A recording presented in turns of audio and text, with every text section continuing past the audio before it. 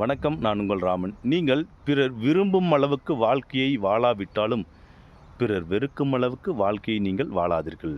நீங்கள் பேசும் கீழ்த்தரமான வார்த்தை கூட ஒருவரை திருத்துமே ஆனால், அதை மீண்டும் மீண்டும் உபயோகியுங்கள். அந்த வார்த்தையை மீண்டும் மீண்டும் நீங்கள் பேசுங்கள். நீங்கள் பேசும் ஒரு நல்ல வார்த்தை கூட ஒருவனை காயப்படுத்துமேயானால், அந்த வார்த்தையை மீண்டும் அவர்களிடத்திலே நீங்கள் உபயோகிக்காதீர்கள். முற்றிலும் மறந்து விடுங்கள் அந்த வார்த்தையை.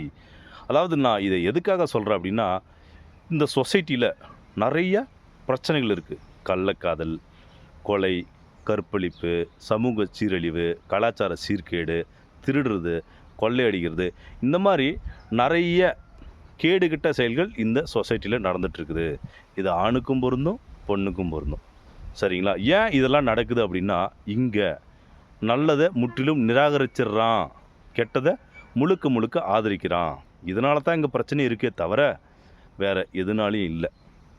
அதனால தான் நான் திரும்ப சொல்கிறேன், நீங்கள் பிறர் விரும்பும் அளவுக்கு வாழ்க்கையை வாழாவிட்டாலும், நீங்கள் யாருக்கும் தொந்தரவு இல்லாமல் அழகான வாழ்க்கையை வாழாவிட்டாலும், யாருக்கும் உபத்திரம் கொடுக்குற, யாருக்கும் பிரச்சனை கொடுக்குற வாழ்க்கையை நீங்கள் வாழாதீங்க.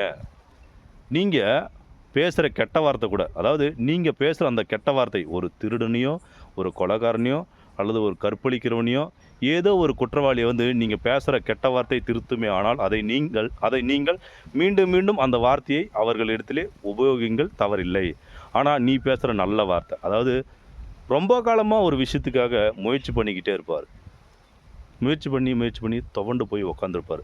அவர்கிட்ட போய், இனி இந்த செயல் உன்னால் முடியாது, இதோட நிறுத்தியோ அப்படின்னு நீங்கள் சொல்கிற அந்த நல்ல வார்த்தை அவரை காயப்படுத்தும். என்னடா இவங்க இப்படி டிமோட்டிவேட் பண்ணுறாங்களே அப்படின்னு சொல்லிட்டு. அதனால தான் நான் திரும்ப சொல்கிறேன், நீங்கள் பேசுகிற நல்ல வார்த்தை கூட ஒருவனை காயப்படுத்துமானால், அந்த வார்த்தையை நீங்கள் மீண்டும் மீண்டும் உபயோகிக்காதீர்கள்.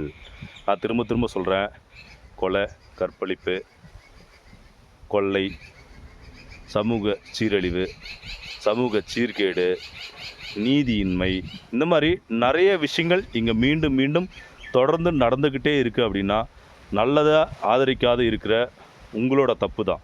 நீங்கள் முழுக்க முழுக்க கெட்டதை ஆதரிக்கிறீங்க. அதனால தான் இது நடக்குதே தவிர வேறு எதாலையும் இல்லை. நீங்கள் நல்லதை கொஞ்சம் கொஞ்சமாக ஆதரிக்க ஆரம்பிங்க. உங்களுக்கு நல்ல வாழ்க்கையும் நல்ல வழியும் இந்த பிரபஞ்சம் காட்டும்.